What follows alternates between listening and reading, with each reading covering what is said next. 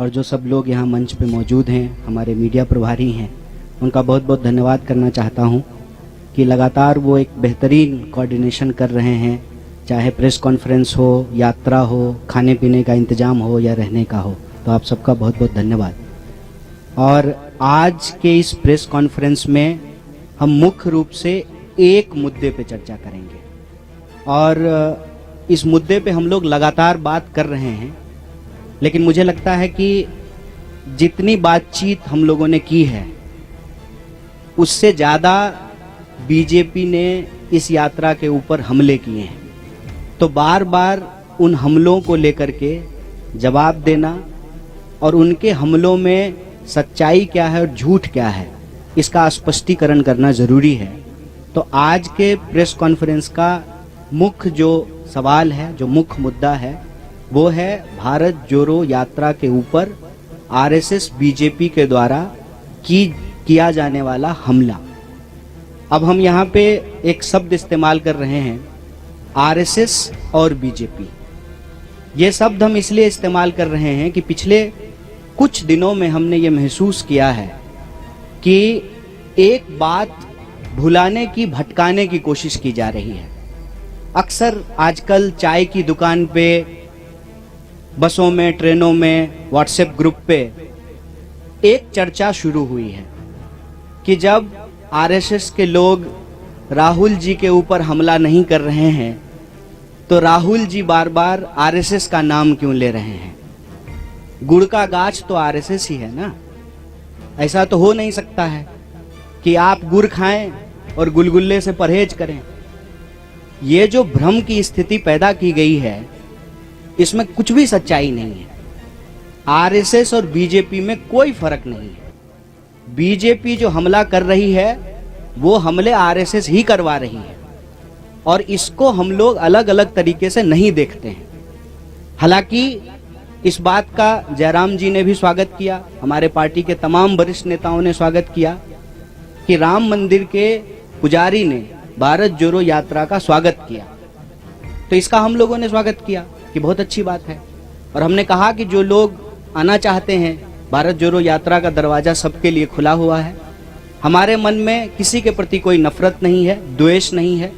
जो लोग भी इस देश से प्यार करते हैं, इस देश के संविधान में उनको भरोसा है, इस देश की विविधता और एकता, जिसको कहते हैं यूनिटी एंड डाइवर्सिटी, और जो यूनिटी की डाइवर्सिटी में बिलीव करते हैं। सिर्फ इसकी बात नहीं है कि हमको डाइवर्सिटी में यूनिटी चाहिए, यूनिटी की डाइवर्सिटी को भी हमको रिस्पेक्ट करना पड़ेगा, क्योंकि हम इस दौर में जी रहे हैं जहां अलग अलग तरह के चॉइसेस हैं, अलग अलग तरह का लाइफ स्टाइल है।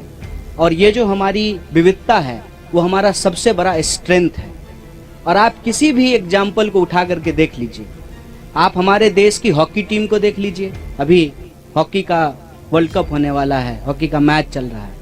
आप हमारी क्रिकेट टीम को उठा करके देख लीजिए, आप हमारे देश की ब्यूरोक्रेसी को उठा करके देख लीजिए, आप हमारी देश की सेना को उठा के देख लीजिए, आप हमारे देश के बिजनेस जो पर्सन्स हैं उनको देख लीजिए। हर फील्ड में हमारे पास डाइवर्सिटी है और ये हमारा सबसे बड़ा स्ट्रेंथ है। तो जो लोग भी इस देश की डाइवर्सिटी में बिलीव करते हैं, इस देश के मल्टीकल्चरलिज्म में बिलीव करते हैं, इस देश के कॉन्स्टिट्यूशन में बिलीव करते हैं, इस देश के लोग आपस में प्यार से रहें, इस भावना में भरोसा रखते हैं, जो लोग संविधान पर विश्वास रखते हैं, देश से प्यार करते हैं, वो सब लोग इस यात्रा में आ सकते हैं। लेकिन आप लोगों ने देखा होगा कि पिछले दिनों यह चर्चा बड़ी जोर शोर से चली। दो तरह के जो है न्यूज आने शुरू हुए।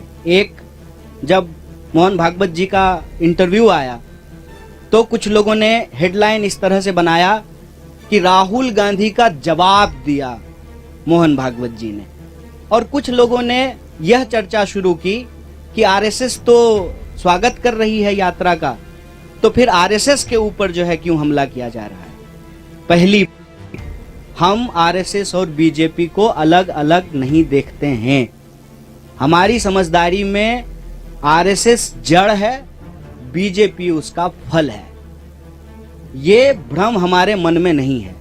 भले वो कहते हो कि हम सांस्कृतिक संगठन हैं, लेकिन उनकी पूरी की पूरी विचारधारा राजनीति पर आधारित है। और इस बात को हम यहां स्पष्ट करना चाहते हैं कि धर्म देश का है, सांप्रदायिकता देश का नहीं है। आरएसएस धर्म के प्रतीकों का इस्तेमाल करके सांप्रदायिक राजनीति कर रही है, उसका धर्म से कोई लेना देना नहीं है। जैसे दही दूध से बनता है, लेकिन दही दूध नहीं होता है। दोनों की प्रकृति अलग अलग होती है, नेचर अलग अलग होता है। कोई भी धार्मिक व्यक्ति किसी का खून बहाना, किसी को मारना, किसी के ऊपर हमला करना, नफरत फैलाना, इस तरह की चीजों का समर्थन नहीं करता है। धर्म के प्रतीकों का इस्तेमाल करके अगर राजनीति की जाती है, जब राज सत्ता और धर्म को मिलाया जाता है, तो वो धर्म नहीं है, वो राजनीति है। इसीलिए हमारी नजर में आरएसएस सांस्कृतिक संगठन नहीं है। सांस्कृतिक प्रतीकों का इस्तेमाल करती है अपने राजनीतिक लाभ के लिए। जैसे स्वयं उन्होंने कहा कि सनातन धर्म सबसे प्राचीन है, तो सनातन धर्म का डेट जो है वो 1925 से तो नहीं शुरू होता है, वो तो हजारों साल पुराना है। मतलब आरएसएस के बनने से पहले भी धर्म था और आरएसएस के बाद भी धर्म रहेगा। इसका मतलब आरएसएस का धर्म से कोई लेना देना नहीं है। बस वो धर्म के प्रतीकों का इस्तेमाल करते हैं कि उस धर्म में आस्था रखने वाले लोगों का जो राजनीतिक विचार है उसको प्रभावित किया जा सके। जैसे अगर किसी खास पहचान के आधार पर राजनीति होगी तो उस पहचान को रखने वाले जो लोग हैं उनका वोट लेना आसान हो जाएगा। इसीलिए आप लोग आजकल के जो जितने नारे हैं उसको ध्यान से सुनेंगे तो उसमें क्या कहा जाता है, उसमें क्या बोला जाता है और उसमें अक्सर क्या की जाती है। देश का जो बुनियादी सवाल है, रोजी रोटी, कपड़ा, मकान, शिक्षा, स्वास्थ्य, सड़क, बिजली, पानी, उसको भटका दिया जाता है। और ये अंग्रेजों की चाल है, यह भी हमको समझना पड़ेगा।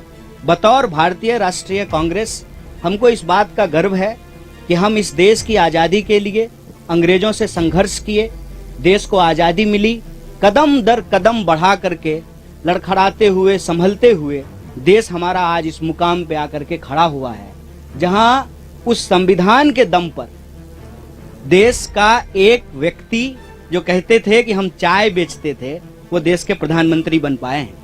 तो सबसे सर्वोच्च जो है वो संविधान है और इस संविधान की रक्षा करना हमारी पार्टी का कर्तव्य है। और ये प्रश्न जो है हम पूछना चाहते हैं आरएसएस और बीजेपी से कि आप बताइए कि आप संविधान को मानते हैं कि नहीं मानते हैं। अगर आप संविधान को मानते हैं तो फिर आप नहीं तय कर सकते हैं कि इस देश में रहने वाले 135 करोड़ लोग किस तरह से अपना जीवन जिएंगे, कौन कैसे पूजा करेगा, कौन कैसे अपने धर्म का पालन करेगा, कौन कैसे अपना जीवन यापन करेगा।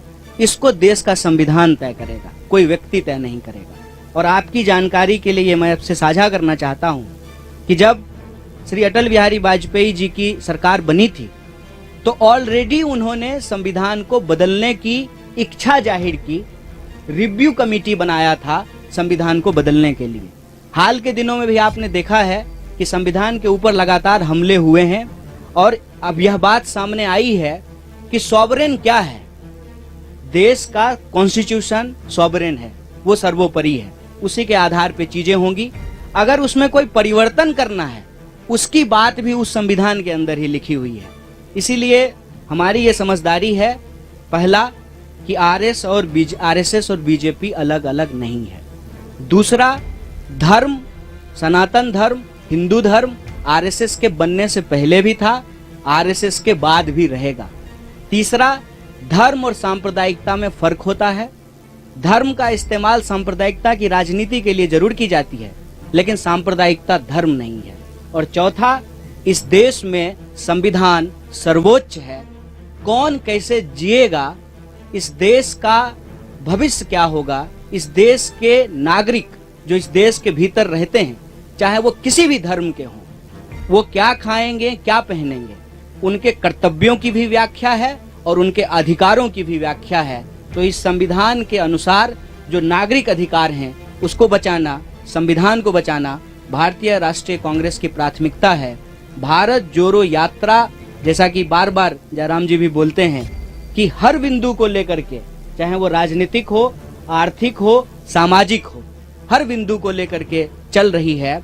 इसके अंदर यह बात निहित है कि हम यह सारे जो काम कर रहे हैं वो संविधान के दायरे में कर रहे हैं और हमारी विचारधारा इस देश का संविधान है। और इस देश की संविधान के प्रस्तावना में जो बात लिखी हुई है, हम भारत के लोग भारत को एक प्रभुत्व संपन्न, समाजवादी, धर्मनिरपेक्ष, लोकतांत्रिक गणराज्य का मतलब होता है कि नागरिक सबसे प्रमुख होते हैं और नागरिक अधिकारों को रक्षा करना हमारा सबसे प्रमुख जो है दायित्व है, जिम्मेवारी है।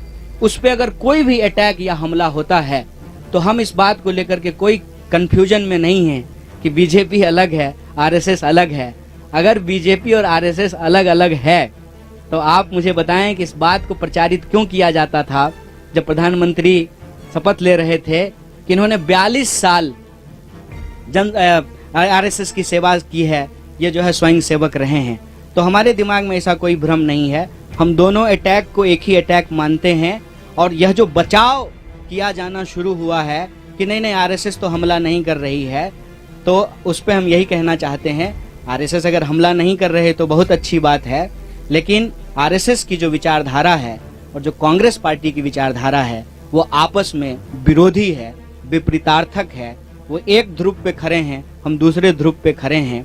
उनमें से आरएसएस के ही कुछ लोगों ने अगर यात्रा की स्वागत किया है तो हम उसका स्वागत करते हैं, लेकिन देश को लेकर के जो उनकी समझदारी है, लोगों को लेकर के जो उनकी समझदारी है, उस समझदारी में और संविधान के अंदर जो बातें लिखी हुई है देश के लिए, लोगों के लिए, उसमें जो है अंतर्विरोध है और हम संविधान के साथ खड़े हैं, संविधान के पक्ष में खड़े हैं। बहुत बहुत धन्यवाद, बहुत बहुत शुक्रिया।